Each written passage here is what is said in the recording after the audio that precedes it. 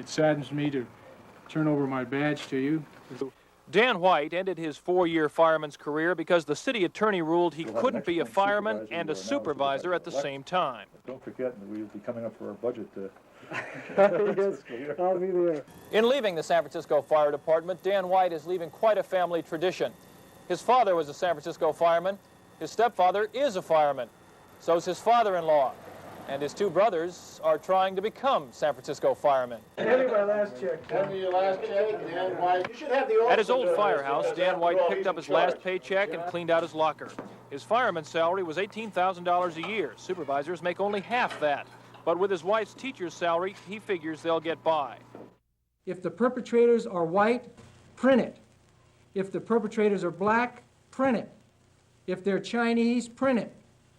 Print any information that can be useful and helpful in apprehending these criminals that are terrorizing the people of San Francisco.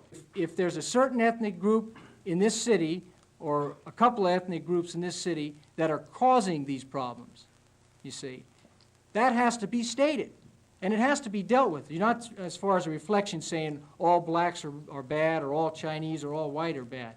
But the problem is to try to downplay the fact that this is the people, like, let's say these youths are white, these 3 white youths, to try and give that information out. So maybe a neighbor saw these youths. Maybe he saw them hanging around the corner. But there's no description in there as far as how they were dressed or possible help that people, can draw from. May 21st, 1979. The Dan White verdict is in. I just hope that no one in San Francisco, no segment in our community, will take this verdict, because it is so weak, and act out in a way that would be destructive to our city. I'm just of the opinion that the verdict is supported by the evidence, and that certainly it was the right verdict. That's really all I can say. I think that this is a major verdict, and it's going to throw into scrutiny the whole criminal justice system and the whole determinate sentence. Why? And I think because I think the diminished capacity basis on which this trial was run clearly indicates that almost anybody that commits a murder is diminished in capacity, and that what we would judge by our everyday standards is normal behavior suddenly becomes something that permits these events to take place. And I hope that the people of this city will understand that